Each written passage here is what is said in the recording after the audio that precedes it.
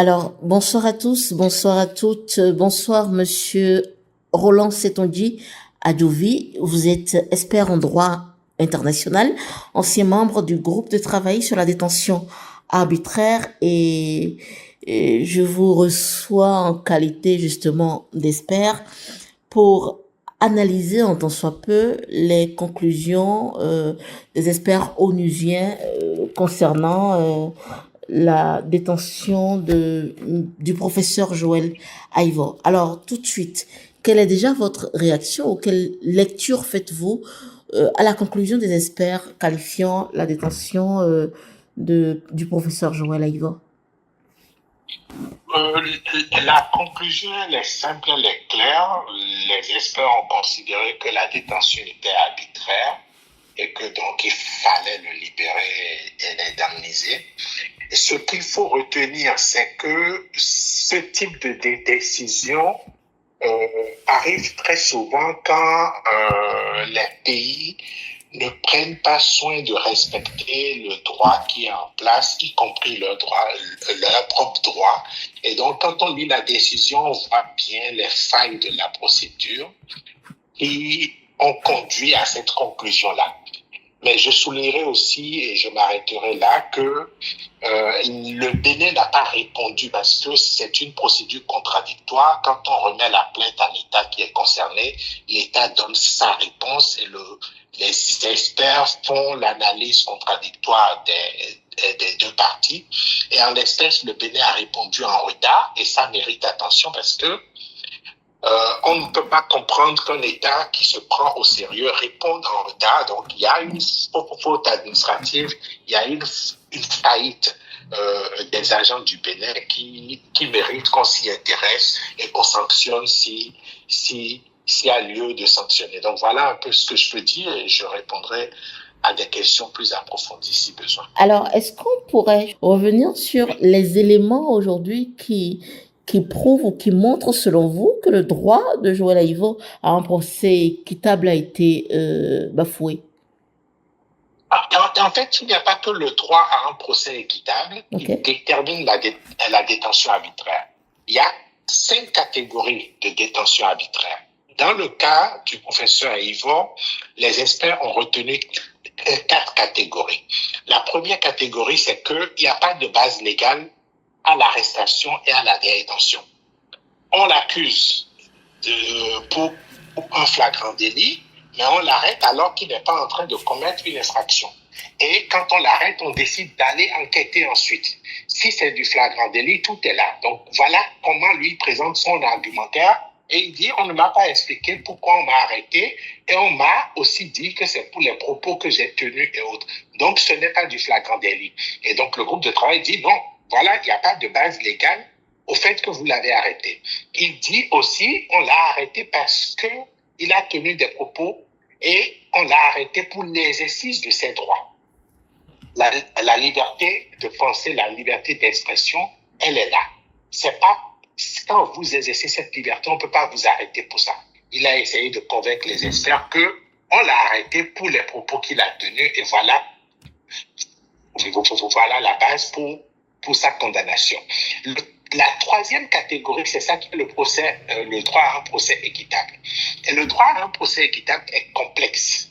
Ça commence dès l'arrestation, mais ça se poursuit durant le procès et plus tard. Donc, il a présenté des éléments ici sur l'accès au dossier par ses avocats qui n'ont eu que 2 jours et ça pose un problème de qualité de la justice, de qualité de la défense que quelqu'un présente. Et la quatrième catégorie ou la 5e, mais la 4e dans l'affaire de Joël Ivor, c'est la discrimination. Si vous êtes détenu, condamné à la prison sur base discriminatoire, oui, la détention en devient arbitraire aussi. Donc, dans son cas, les experts ont considéré les 4 catégories-là, mais, je répète, c'est parce que le Bénin n'a pas répondu à temps. Donc, les experts n'ont pas considéré que la réponse en retard du Bénin était recevable et donc ont cru les allégations de Joël Ivor. Et si on fait une comparaison dans l'affaire Madougou, le Bénin avait répondu dans les temps et donc l'analyse est plus contradictoire où les experts regardent ce que la requérante en l'espèce avait dit ce que le gouvernement a dit et pèse le pour et le contre et décide quelle version il croit. Dans le cas de Joël Aïvoire, ils ont cru tout ce que Joël Aïvoire a dit dans sa requête parce que la réponse du Bénin était irrecevable. Je ne sais pas si ça répond à votre question. Oui, mais derrière, comment est-ce qu'on en arrive à partir d'un retard accusé pour une réponse, ne plus considérer les éléments de réponse fournis par l'État béninois pour ne considérer que, les éléments fournis par le plaignant. Est-ce que cette procédure n'a pas un problème? Non, elle n'a aucun problème. En droit, c'est comme ça que ça se passe. Vous avez un délai pour déposer un document. Vous déposez le document en retard, le document est irrecevable. Si vous êtes à un examen, on vous dit que vous avez 2 heures. Et vous déposez 2 heures, 5 minutes après, vous aurez 0 pour votre examen. Donc, il ne faut pas croire. Le classique, y compris devant le juge béninois, si le juge vous donne des délais, il faut les respecter. Le juge peut être souple et dire, bon, vous avez déposé en retard, mais je veux quand même considérer. Mais le groupe de travail est très strict sur les délais. Le Bénin avait la possibilité de demander une extension, une prorogation des délais. En principe, quand on vous envoie une requête, vous avez 60 jours, 2 mois pour répondre. Et vous pouvez, dans la durée des 2 mois, là, demander une extension d'un autre mois. Donc, vous avez jusqu'à 3 mois. La question, c'est pourquoi le Bénin n'a pas répondu durant les deux mois. 60 jours, c'est quand même beaucoup pour justifier ce que vous avez fait. Mais l'autre question aussi, mais dépose la réponse en retard, oui, sans avoir demandé une autorisation préalable. Ça n'aurait rien coûté. Juste une lettre pour dire, on va déposer à telle date, donnez-nous 30 jours d'extension. La réponse sera dans les délais et ce serait parfait. Maintenant, l'autre question aussi, est-ce que finalement le groupe de travail ne se prévaut pas de ce mépris de la partie béninoise pour rendre une décision, je vais dire, fondée sur des éléments incomplets? Parce que oui, s'il y a possibilité de tenir compte de ce que, oui, vous avez tenu en retard, mais je peux voir dedans, je peux accepter finalement, même si c'est un retard. Est-ce que le groupe de travail n'a pas opté pour une solution de facilité ou avait déjà pris sa décision parce que c'est compliqué. On sait que le cas du professeur Joël Aïvoire est purement politique. Donc, en l'espèce, il fallait quand même, est-ce qu'il ne fallait pas un peu plus de souplesse? Il y a 195 ou 197 États membres aux Nations Unies. Le groupe de travail reçoit des plaintes contre tout le monde. Il y a des États où on reçoit 10 plaintes, 20 plaintes dans l'année. Si on s'amuse à être souple avec les délais, tout le monde va déposer en retard. Il y a des États qui déposent 6 mois en retard. Jusqu'où on ira dans la souplesse. La règle, elle est simple. Vous avez 60 jours pour répondre. Répondez dans les 60 jours. Mais autant n'a pas, pas que le Bénin, hein. Oui, autant ne pas statuer, Est-ce que vous ne pensez pas que dans ce cas-là, il vaut mieux ne plus statuer parce que le cas, il est politique? Mais non. Attendez. Que le cas soit politique ou pas, oui, ça ne change rien dans la question de droit qui est posée. OK? La question de droit en elle-même n'a rien de politique. Donc, le groupe de travail ne fait pas de la politique. Le groupe de travail répond à une question de droit qui est posée. La question de droit ici, enfin, pour compréhension, la question de droit ici, Joël Aïvoire dit qu'on l'a arrêté pour ses opinions politiques et tout. Il a été condamné pour blanchiment de capitaux, atteinte à la sûreté de l'État. À ce niveau-là, est-ce qu'il y a pas déjà un problème? Je ne vois pas où vous voyez le problème. Le groupe de travail ne s'intéresse pas à l'accusation en tant que telle. Okay. Joël Aïvoire dit, d'abord la règle, c'est que quand vous arrêtez quelqu'un, vous devez notifier à la personne pourquoi vous l'arrêtez. Joël Aïvo dit, j'ai été arrêté, on ne m'a rien expliqué. Après, on m'a dit que c'est du flagrant délit. Le flagrant délit, c'est qu'on vous a arrêté pendant que vous commettiez l'infraction. Et donc, tous les éléments sont là, on n'a pas besoin d'enquête supplémentaire. Il dit, ensuite, on a dit, on allait faire enquête, il fallait voir le juge d'instruction et autres. Le groupe de travail a une question de droit. Est-ce que Joël Aïvo, quand il a été arrêté, on lui a notifié ce pourquoi il a été arrêté? Quand on lui a dit que c'est flagrant délit, est-ce que c'est vraiment flagrant délit? OK? Joël Aïvo dit, quand on m'a arrêté, les premiers temps, on m'a parlé de mes propos tenus en public, de l'exercice de ma liberté d'expression. Et donc, en fait, c'est pour ça qu'on m'accuse. Après, on l'a accusé de détournement ou de blanchiment. De capitaux. Je ne sais pas oui, quoi. Blanchiment de capitaux et atteinte à la sûreté de l'État. Oui, mais est-ce qu'on lui a dit effectivement que ce sont ses propos qui tenaient son arrestation? Si on le lui a dit, ça veut dire qu'il a exercé sa liberté d'expression.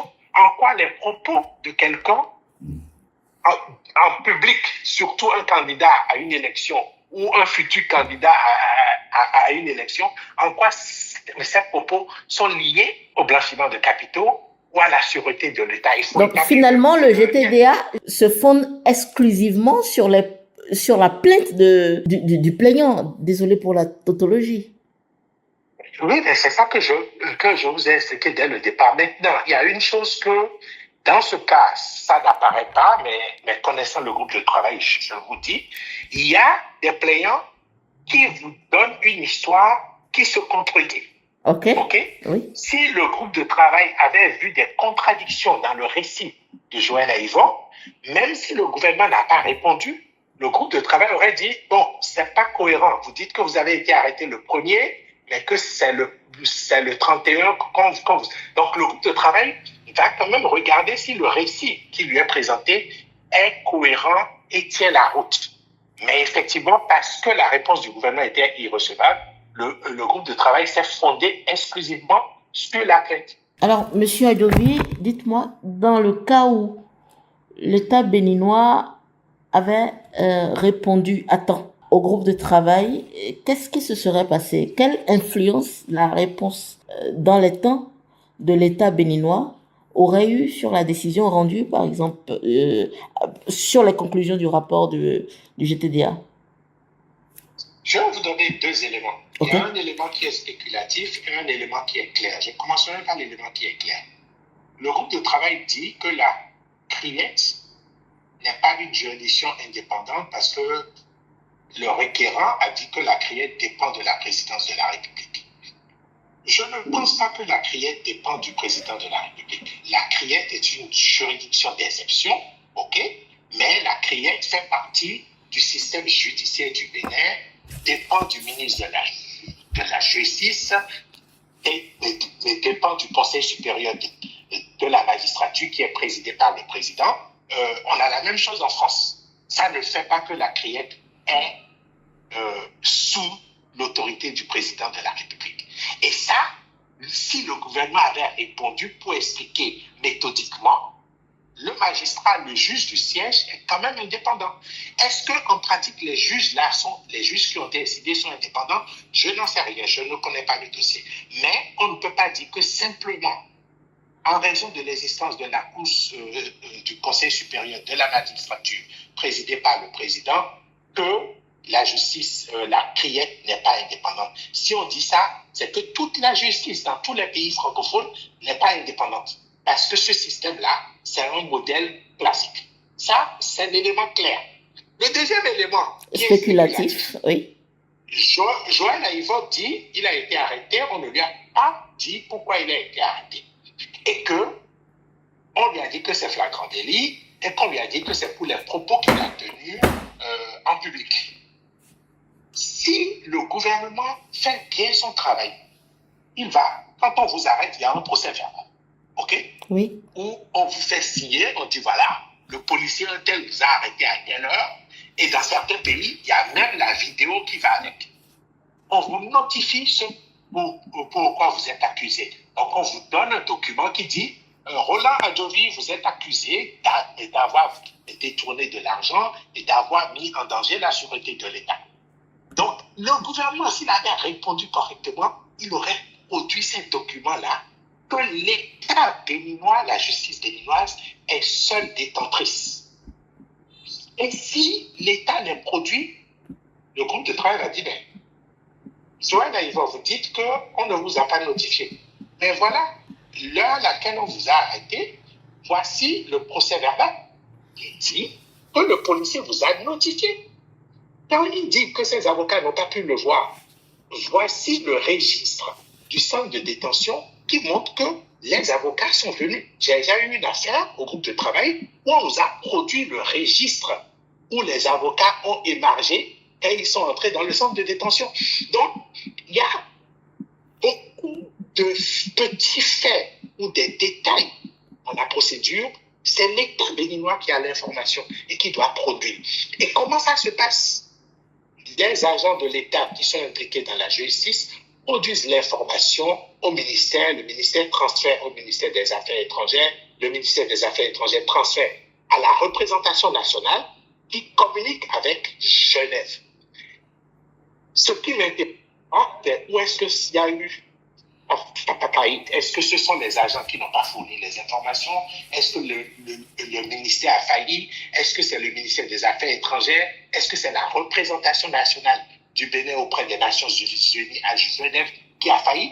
Donc, si un État fait son travail correctement, ça peut prendre. La machine administrative, elle est lourde, mais si l'État fait son travail correctement, il y a un certain nombre de choses que l'État peut rapporter la preuve que ce que le requérant n'est pas vérifié. Ce qui est intéressant, c'est que si le groupe de travail conclut une fois, deux fois, trois fois que le requérant a menti, on commence à douter de tout ce que le requérant dit. Ok. Parce que si vous avez été capable de mentir sur la notification quand vous avez été arrêté, la visite avec les avocats et je ne sais pas quoi, eh bien, on commence à douter de tout ce que vous dites. Et donc, l'État qui méthodiquement répond à une requête en produisant des éléments de preuve, cet État est capable de faire tomber les accusations. Et de faire tomber les accusations si l'État même n'a rien à se reprocher.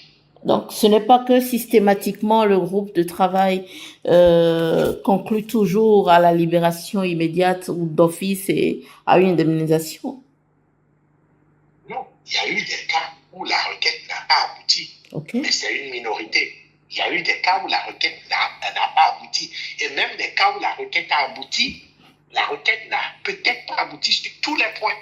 Si l'État a répondu et a permis de contredire ce que le requérant a dit, preuve à l'appui, eh bien, ce que le requérant a dit, on ne peut pas le croire. Donc, ce n'est pas systématiquement que quand vous portez plainte au groupe de travail, que vous allez avoir une décision positive.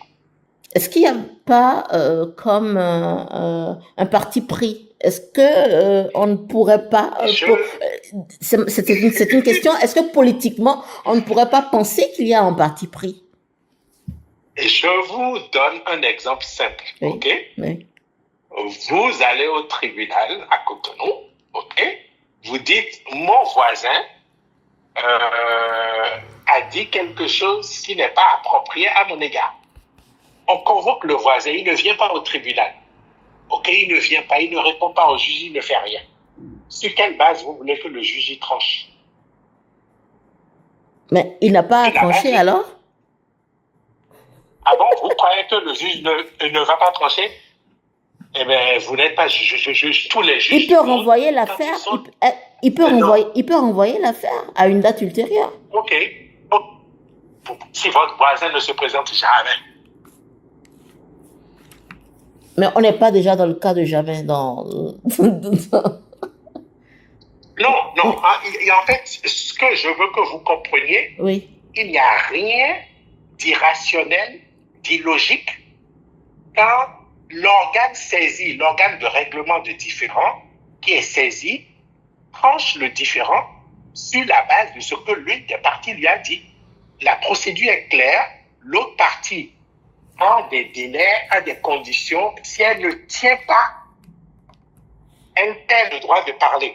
Et pour moi, dire que l'organe va attendre, va reporter ou va s'empêcher de décider, ça veut dire que le répondant, ok, peut décider de faire obstruction à la procédure en se taisant, en ne disant rien, parce qu'il sait que non. Et ce qui est fait là, si vous regardez les décisions du groupe de travail, c'est fait de la même façon dans tous les cas.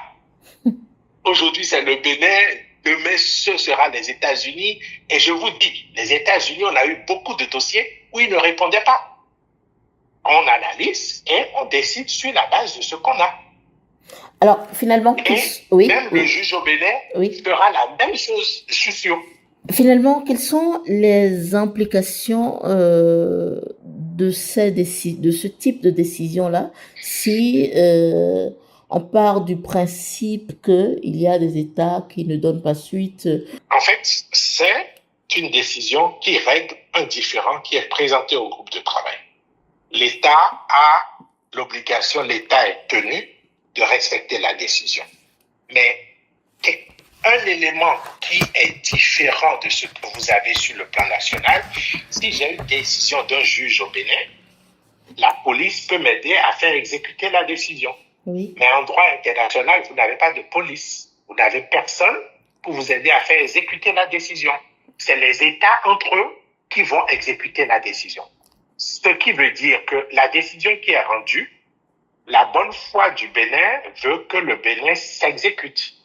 Si le Bénin ne s'exécute pas, les organes politiques des Nations Unies vont en tenir compte. Par exemple, le Conseil des droits de l'homme, qui est compétent pour ça, fait ce qu'on appelle l'examen périodique universel tous les 4 ans. Il étudie la situation des droits de l'homme dans un pays. Le Conseil va dire, le groupe de travail a rendu telle décision à telle date. À ce jour, le Bénin n'a toujours pas exécuté la décision et ce n'est pas bien. Les autres États qui font partie peuvent utiliser la décision dans leur rapport, le Bénin, pour dire, ah, vous avez fait telle chose, vous avez été condamné, on estime qu'on ne peut pas avoir de conversation avec vous, on ne peut pas avoir d'échange économique avec vous, tant que vous n'aurez pas respecté. Les États-Unis produisent un rapport sur les droits de l'homme à travers le monde annuellement. Si vous regardez le rapport, ils tiennent compte de ce que le groupe de travail a dit. Donc, s'il y a une décision sur un pays, ils vont utiliser la décision, par exemple, pour le Bénin, ils vont dire, oui, il y a des prisonniers politiques. Pourquoi? Parce que le groupe de travail a dit que telle personne a été condamnée sur une base politique. Le droit à un procès équitable n'est pas respecté. Les juges ne sont pas indépendants. Pourquoi? Parce que le groupe de travail a dit. Donc, en droit international, ne recherchez pas les sanctions, la mise en œuvre des décisions, comme cela se fait en droit interne. C'est diffus, c'est décentralisé, et c'est les États qui se tiennent pour responsables. Si les États sont gentils avec vous, vous êtes amis avec tout le monde, personne ne voudra l'exécuter à votre égard. Et il y a des États comme ça pour lesquels on n'exécute rien. La Chine, les États-Unis, la Russie, la France, l'Inde dans certains cas. Donc, il y a plein de pays qui ne respectent pas. Le groupe de travail a rendu une décision concernant les États-Unis, le Sénégal et la Libye pour un Libyen qui était détenu à Guantanamo. Et le groupe de travail les a condamnés tous. Est-ce que les États ont exécuté? Mais, je vous dis, dans le cadre du groupe de travail, il y a des États qui ont exécuté, il y a des États qui ont indemnisé les personnes qui ont été titulaires d'une décision du groupe de travail. Donc, le Bénin est libre de s'exécuter ou pas. S'il ne s'exécute pas, malheureusement, il n'y a pas de police pour venir arrêter le Bénin. C'est même une aberration. Mais les autres États vont tenir le Bénin pour responsable. Et cette décision va être une décision politique de chaque État. Mais le Conseil des droits de l'homme pourra, à chaque fois qu'il va revoir le dossier du Bénin, dire c'est dommage que le Bénin n'ait pas respecté la décision du groupe de travail.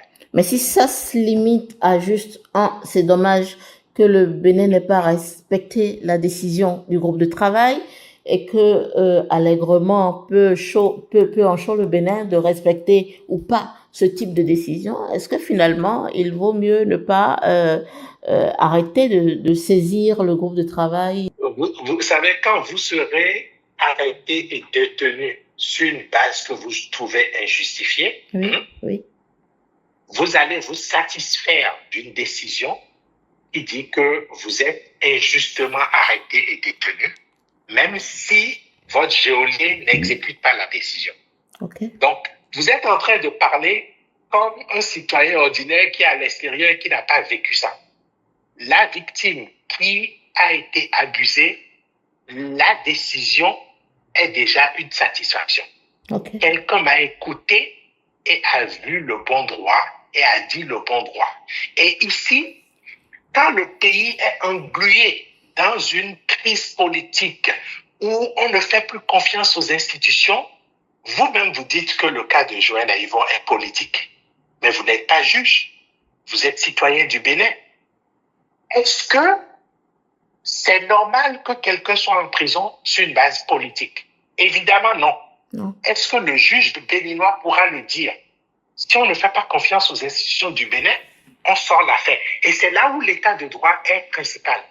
Il revient aux autorités de se rendre compte que quand on crée des situations délétères comme ça, on a le sentiment qu'on est au-dessus de tout, mais ça mène nulle part. On paye le prix un jour ou l'autre. Le pays est en crise. Quand on a eu la dictature militaire avant, vous avez vu ce qui s'est passé. OK? Donc, quelle que soit la personne qui ne respecte pas les droits de l'homme, quand il est autorité, c'est dommage parce que son autorité n'est pas éternelle. Quand son autorité va finir, on va reproduire peut-être la même chose contre lui. Le président qui est là aujourd'hui, il avait été accusé dans des affaires. Est-ce qu'aujourd'hui, ce qu'on lui a fait quand il n'était pas au pouvoir, il doit le reproduire contre d'autres? Si le peuple a le sentiment qu'il reproduit le même schéma, c'est dommage parce qu'il doit lutter contre ce dont il a souffert. Et ça, c'est le principe. C'est le principe politique, c'est l'état de droit.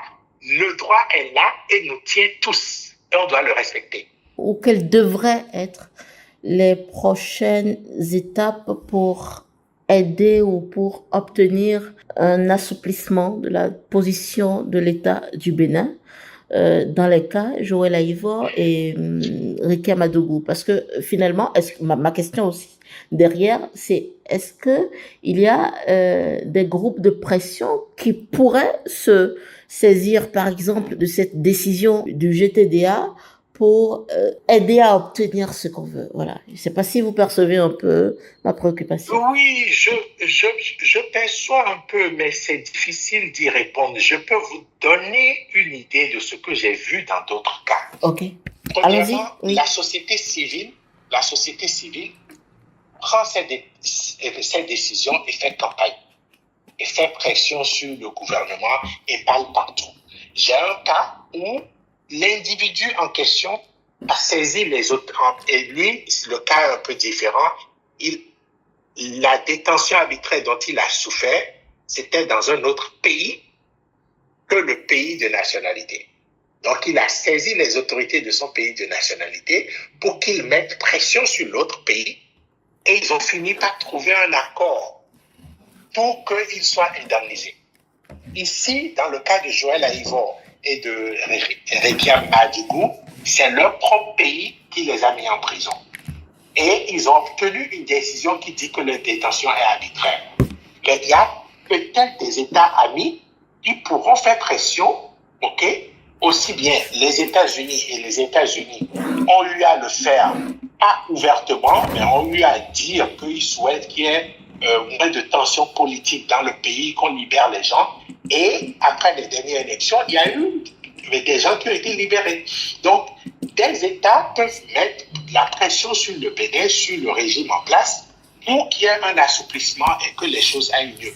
Naturellement, les citoyens eux-mêmes sont là pour exprimer à leurs responsables, à leurs dirigeants, ce qui ne va pas. Et s'ils ne le font pas, bon, c'est les pressions extérieures qui vont marcher. Dernier cas de figure, il y a des gens qui ont pu recruter des sociétés de lobby, de relations publiques, qui vont faire campagne pour eux. Par exemple, j'ai eu des cas où des sociétés américaines ont été approchées par des gens qui ont été victimes de différents régimes, et ces sociétés vont faire campagne, vont parler aux députés, vont parler aux sénateurs, obtenir des audiences auprès des députés ou des sénateurs pour qu'il y ait une prise de position politique des élus qui ensuite fera boule de neige au niveau du gouvernement américain.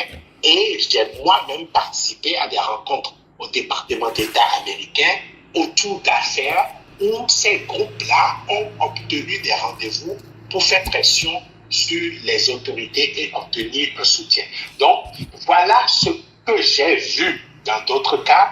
Je ne sais pas quels sont les moyens de Haïvor ou de Madougou, je ne sais pas quels sont leurs connexions, je ne sais pas ce que leurs avocats peuvent faire, donc je ne pourrais pas dire spécifiquement qu'est-ce qui est à leur disposition, quelle est la prochaine étape, mais voilà ce que j'ai observé ailleurs. Alors, mon autre préoccupation, c'est toujours lié à la décision rendue, et ça dit que le GTDA réclame la libération d'office et une indemnisation financière. Sur le principe de la libération d'office, est-ce que ce n'est pas trop poussé? Et derrière, quand on me parle d'indemnisation financière, c'est une question un peu bête. Est-ce que, à défaut d'obtenir la libération d'office, on pourrait obtenir une indemnisation financière? Non, il ne faut pas mélanger les choses. Ok. Quand une détention est arbitraire, oui, il faut y mettre fin. Okay. C'est que la détention est en violation du droit. Okay. Donc, la détention arbitraire, il n'y a rien à faire. Il faut y mettre fin. Okay. Il n'y a pas de juste milieu. Okay. Oui. Donc, il faut mettre fin à la détention. Mais la personne qui a été détenue et qu'on libère, supposons que la personne soit libérée, elle a quand même passé 1 an, 2 ans, 3 ans en prison. Et il faut l'indemniser pour la violation de ses droits. Donc, c'est deux choses différentes. Okay. Ce n'est pas des alternatives. Okay. Les deux sont des moyens de réparation qui sont accordés. Libérer et indemniser la personne. Ce que le groupe de travail ne fait pas, le groupe de travail ne dit pas quelle est l'indemnisation, quelle est, en termes numériques, quelle est l'indemnisation qu'on doit accorder. Le groupe de travail laisse libre cours à la discussion entre les parties pour déterminer quelle est l'indemnisation appropriée. Par exemple, si Joël Aïvon est professeur, il est professeur à l'université, pendant qu'il était en prison, est-ce qu'il a été payé? L'État peut dire, OK, pour lui réparer, on va lui payer tous ses salaires, tout le temps qu'il était en prison et tout. Donc, le groupe de travail dit deux choses. Libérez-le, et ça, c'est systématique quand il y a une détention. Et indemnisez-le, c'est deux choses différentes et c'est deux choses obligatoires. Parce que même si on le libère, le temps qu'il a participé en prison n'était pas justifié par le droit. Et il faut réparer le préjudice qu'il a subi d'avoir été enfermé. Et parfois, l'enfermement a des conséquences à long terme sur nous. OK? Donc, Joël Aïvon peut porter les séquelles de cette détention aujourd'hui arbitraire toute sa vie. Et ce ne serait pas juste si on ne l'indemnise pas pour ça. Je ne sais pas si c'est plus clair. Oui, c'est très clair. Alors, dites-moi aussi, est-ce que de toute l'histoire du groupe de travail, il est arrivé d'obtenir après une décision rendue systématiquement liberté, indemnisation? Il est déjà arrivé une fois? Que la décision a été respectée? Oui, par l'État. Mais évidemment, oui. C'est bon à savoir. Mais maintenant, je ne peux pas vous dire si quelle proportion de décision a été respectée ou pas respectée. Okay. Et je ne peux pas vous dire non plus les indemnisations que j'ai vues. Mais je vais vous donner un cas spécifique. Allez-y. Il y a un cas donc de M. Michel Thierry Atangana, qui est camerounais, d'origine camerounaise, mais citoyen français au moment des faits, qui a été détenu au Cameroun pendant 17 ans. Ok. Quand le groupe de travail a émis la décision, au bout de 2-3 semaines, le président camerounais, le même qui est là aujourd'hui, a émis une ordonnance portant grâce présidentielle. Donc, il est libéré au bout de 2-3 semaines. Et une fois qu'il a été libéré, cette libération ne correspond pas à ce que le groupe de travail a demandé, mais matériellement, c'est une libération. Ensuite, il a engagé une campagne et il a abouti à un rapport interne à l'État qui dit, voilà ce qu'il aurait dû gagner pendant tout ce temps-là. Donc, si on calcule, si on doit l'indemniser, on va lui payer son salaire pendant les 17 ans. Et quand il a été arrêté, on l'a spolié, on a saisi ses biens et tout. Voici la valeur de ces biens-là. Et on a chiffré ce que l'indemnisation de Michel Thierry à Tangana devait signifier. Ce cas, je le dis spécifiquement et je le connais pas parce que quand Michel Thierry à Tangana a eu la décision qu'il a été libéré, il est revenu au groupe de travail pour qu'on l'accompagne dans la mise en œuvre de la décision. Et donc, il a mené tout ce combat. Je ne sais pas si aujourd'hui il a été indemnisé, mais il a mené ce combat depuis 10 ans et il continue, s'il n'a pas encore été indemnisé. Mais il y a une évaluation de l'État qui dit, voilà le montant qu'on lui doit. Est-ce qu'il est d'accord ou pas? Donc, voilà un peu comment ça se passe, mais des décisions ont été exécutées et même plusieurs décisions de différents pays. Alors, dans le cas où la décision du professeur Joël Aivo ou celle de Madame Rekia Madougou serait respectée, dans quel délai? Est-ce que c'est à l'État béninois de décider du délai? Quelle est la procédure? Est-ce que, après avoir rendu une telle décision, le GTDA a encore des niveaux d'implication dans la mise en application de la décision par l'État? Je ne sais pas si vous percevez ce que je dis. En fait, oui, je perçois et je vais vous expliquer. Ok. Avec l'affaire à Tangana dont je viens de parler, Oui. le groupe de travail a créé ce qu'on appelle une procédure de suivi. Ok, d'accord. Où dans la décision, on donne un calendrier à l'État. Ok. On demande à l'État de faire des choses spécifiques et on donne une période de 6 mois à l'État pour informer le groupe de travail. Et au bout des 6 mois, si le groupe de travail ne reçoit aucune information, le groupe de travail peut écrire à l'État, mais le groupe de travail va en déduire que l'État n'a rien fait. Et quand il va faire son rapport au Conseil des droits de l'homme, le groupe de travail va dire l'État n'a pas respecté la décision.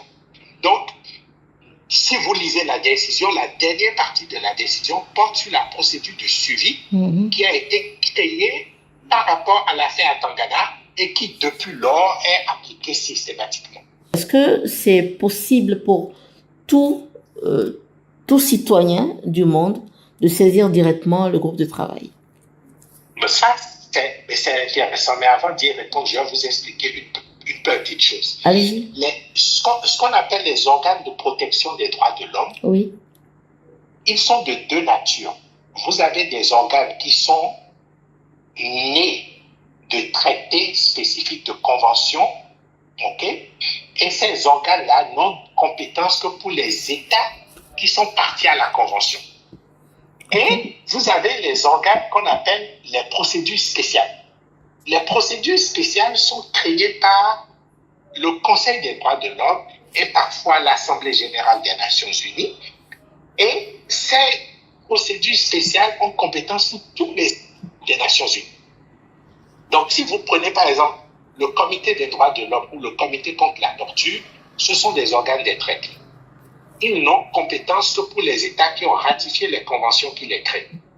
Le groupe de travail sur la détention arbitraire est créé par le Conseil des droits de l'homme et a compétence pour tous les États membres des Nations unies. Okay. Donc, si vous êtes détenu par l'un des États membres des Nations unies et que vous estimez que c'est arbitraire, vous allez au groupe de travail. Donc, le groupe de travail est compétent pour tous les États membres des Nations unies, sans exception. Maintenant, qui peut porter plainte? C'est les individus ou les organisations de la société civile, mais il est exigé que toute plainte soit accompagnée soit du consentement de la victime, de la personne qui est détenue, ou d'un proche de la personne. La femme, l'enfant, le mari, le frère, la sœur ou autre. Je vous donne un exemple. Moi, je suis béninois. Je ne peux pas porter plainte pour l'affaire concernant Joël Aïvon sans avoir le consentement de Joël Aïvon, sans avoir le consentement d'un parent proche de Joël Aïvon. Je ne suis parenté à Joël Aïvon en rien. Donc, je ne suis pas recevable. Je ne peux le faire que si un proche de Joël Aïvon donne son consentement pour que je fasse la procédure en leur nom. Donc, même si une société, une organisation de la société civile veut porter plainte au nom de Joël Aïvon, elle doit obtenir le consentement de Joël Aïvon ou de l'un de ses proches. Voilà. Donc, c'est la seule condition, mais tous les États membres des Nations Unies peuvent faire l'objet d'une procédure. Alors, je rappelle que vous êtes expert en droit international, ancien membre du groupe de travail sur la détention arbitraire. Quel est votre message aux autorités béninoises concernant la détention du professeur Joël Aïvon et également celle de Madame Rekia Madougou ou même de tous les autres prisonniers politiques? Voilà. Ce n'est pas seulement lié ces deux-là aux prisonniers politiques, comme vous dites. La détention, c'est un pouvoir extraordinaire qu'on donne à l'État.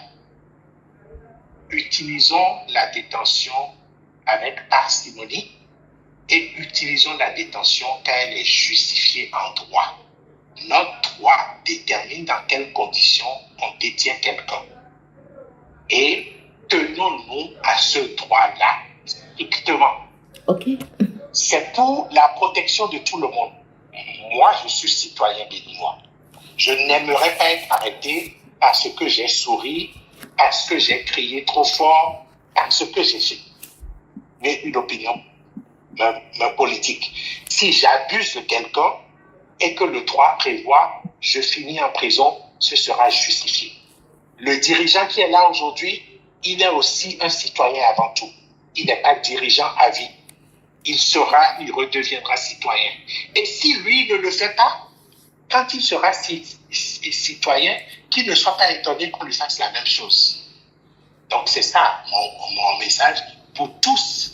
Même n'importe quel Béninois, insurgez-vous contre la détention arbitraire. Parce que demain, vous êtes la prochaine victime.